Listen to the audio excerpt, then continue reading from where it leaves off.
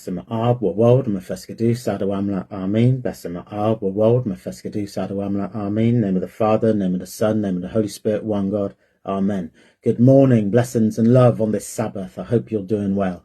So today's chapter is Jubilees 29, and it echoes what we hear in Genesis 30 through to 33, and it also contains some more indirect parts of Genesis 35. So the chapter starts with hearing about the birth of Joseph to Rachel, Jacob's wife, and at that point we then hear how Laban, Jacob's father-in-law, goes off to tend his sheep in an area a few miles away, and Jacob goes to his wives Leah and Rachel and says that the Almighty spoke to him in a dream, and in that dream God said that they should now return back to the land of Isaac and Rebekah, his parents, and leave the land of Laban quietly. So we don't get all that detail, but it's alluded to in the narrative. And it does stress in here that Jacob speaks to Leah and Rachel kindly, and they agree without any hesitation, and they start to leave. This information that God spoke to Jacob in a dream, that's new information that we get in Jubilees, and it's also new information that he speaks to Rachel and Leah, and that they kindly and peacefully agree. So when they are on their way back to Rebekah and Isaac's land, we then hear how Laban pursues Jacob to try and stop him. We heard in the previous chapter how Laban and his sons were jealous of Jacob, so they were presumably trying to get back some of the cattle and some of the riches so Jacob didn't go with his full wealth. But God appears to Laban in a dream during that pursuit and tells him to stop pursuing Jacob.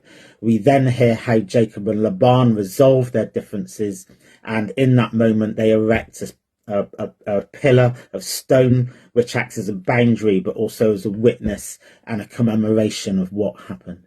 So this intervention by the Almighty in a dream to Laban, that's also new information. And the new information in Jubilees is also this peace pact between Jacob and Laban isn't just presented as a peace pact between these two men.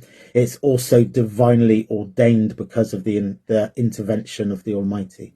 We then have a section which is completely new to the Bible in Jubilees. It's not contained at all in Genesis, and it's about the geographical information of Gilead. So we stop hearing about the narrative of Jacob for a while, and it speaks about how Gilead was formerly inhabited by the giants, the Rephaim, but they were so wicked that God had them destroyed and replaced them with the Amorites. So this section is about the moral memory of this land and how sin and land displacement is connected, and how everything is within the divine order and structure of the Almighty. So after this geographical memory section, it comes back to Jacob, and he's now back in his homeland, and we hear about this reconciliation between him and his brother Esau, and they agree to live in different areas, but they are at peace with each other. We hear about this previously in Genesis.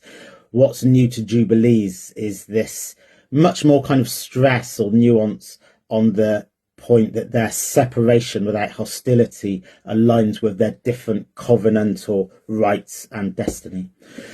We then hear how Jacob settles on the east side of the Jordan, and he sends provisions of food, cattle to his parents, Isaac and Rebekah, different times of the year in relation to different seasons. And what's new to Jubilees, or new to the Bible through Jubilees, is this very detailed schedule of support that we hear. And it really stresses Jacob as a very obedient and loyal and dutiful son.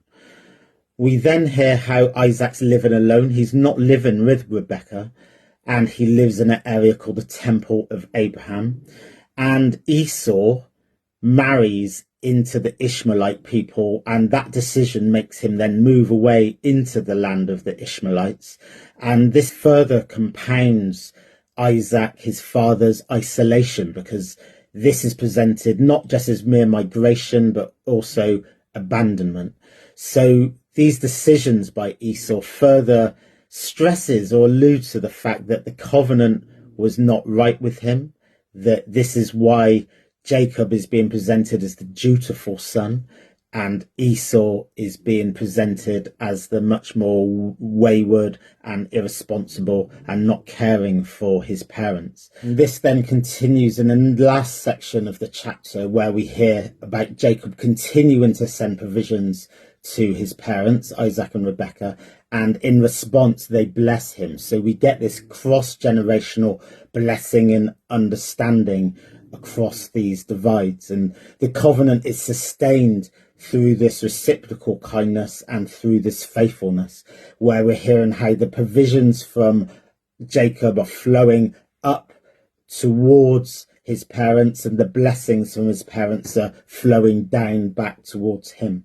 So blessings is portrayed as a response to righteous action, and is not just based on automatic inheritance and an automatic entitlement. So faith and works go hand in hand. There's this forever conversation about, do we reach heaven through faith or works?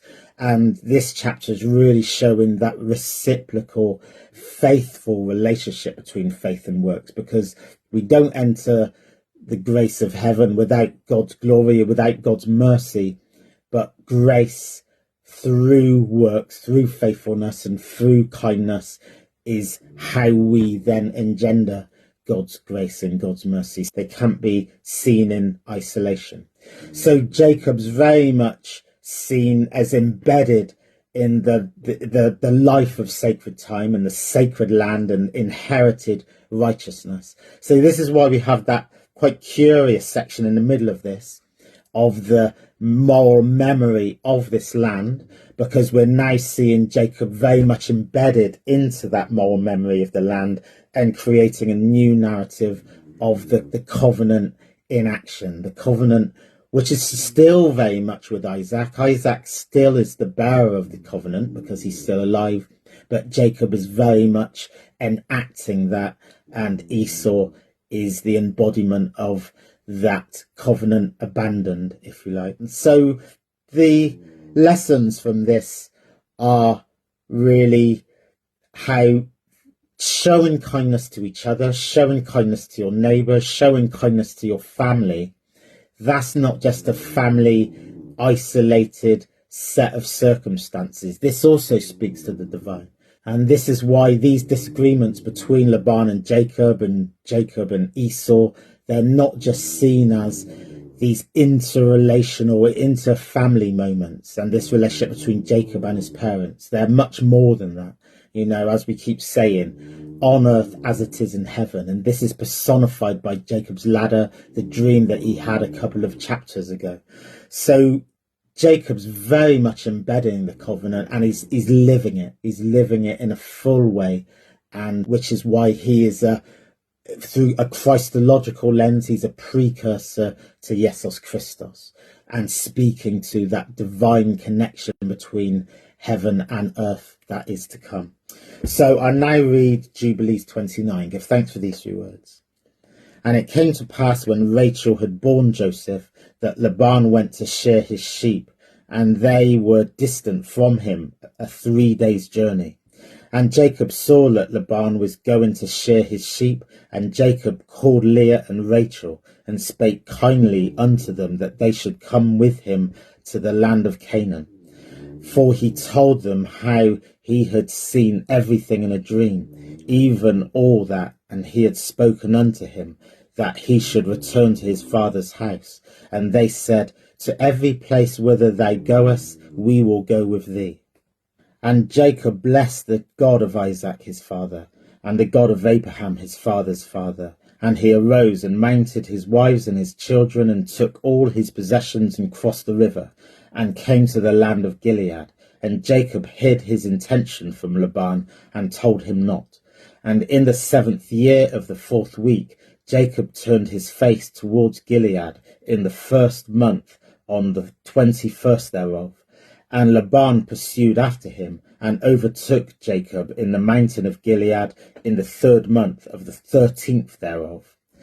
And the Lord did not suffer him to injure Jacob, for he appeared to him in a dream that night. And Laban spoke to Jacob, And on the 15th of those days, Jacob made a feast for Laban and for all who came with him. And Jacob swore to Laban that day, and also Laban also to Jacob, that neither should cross the mountain of Gilead to the other with evil purpose. And he made there a heap for a witness, wherefore the name of that place is called the heap of witness, after this heap. But before they used to call the land of Gilead the land of Rephaim, and it was the land of the Rephaim, and the Rephaim were born there, giants whose height was 10, 9, and 8 down to 7 cubits, and their habitation was from the land of the children of Ammon to Mount Hermon, and the seats of their kingdom were Canaan, and Ashtaroth, and Edrei, and Messiah, and Bain. And the Lord destroyed them because of the evil of their deeds, and they were very malignant, and the Amorites dwelt in their stead, wicked and sinful. And there is no people today which has wrought to the full all their sins, and they have no longer length of life on the earth. And Jacob sent away Laban, and he departed into Mesopotamia, the land of the east, and Jacob returned to the land of Gilead. And he passed over the Jabbok in the 9th month of the 11th thereof. And on that day Esau his brother came to him, and he was reconciled to him, and departed from him unto the land of Seir. But Jacob dwelt in the tents. And in the 1st year of the 5th week in this Jubilee, he crossed the Jordan, and dwelt beyond the Jordan. And he pastured his sheep from the sea of the heap of Bethshan, and unto Dothan, and unto the forest of Akrabim. And he sent to his father Isaac and all his substance, clothing and food and meat and drink and milk and butter and cheese and some dates of the valley. And to his mother Rebekah also 4 times a year, between the times of the months, between ploughing and reaping, and between autumn and the rain season, and between winter and spring, to the tower of Abraham. For Isaac had returned from the well of the oath, and gone up to the tower of his father Abraham, and he dwelt there apart from his son Esau. For in the days when Jacob went to Mesopotamia, Esau took to himself a wife, Mahalath, the daughter of Ishmael, and he gathered together all the flocks of his father and his wives, and went up and dwelt on Mount Seir, and left Isaac his father at the well of the oath alone. And Isaac went up from the well of the oath, and dwelt in the tower of Abraham his father, on the mountains of Hebron. And thither Jacob sent that all that he did send to his father and to his mother from time to time, all they needed. And they blessed Jacob with all their heart and with all their soul. For these few words I give thanks, blessings, and love. I thought that was quite a beautiful, gentle chapter. And may we find within that many inspirations of how we also can be there for one another, supporting one another, finding peace. Even if it's not finding true understanding, it's finding peace that we saw with Jacob and Esau, and also Jacob and Laban. So there's much inspirations and much threads to pull out there. And I give thanks and have a blessed rest of the Sabbath, and God willing, I'll be back with more tomorrow for the next chapter. Glory always to God.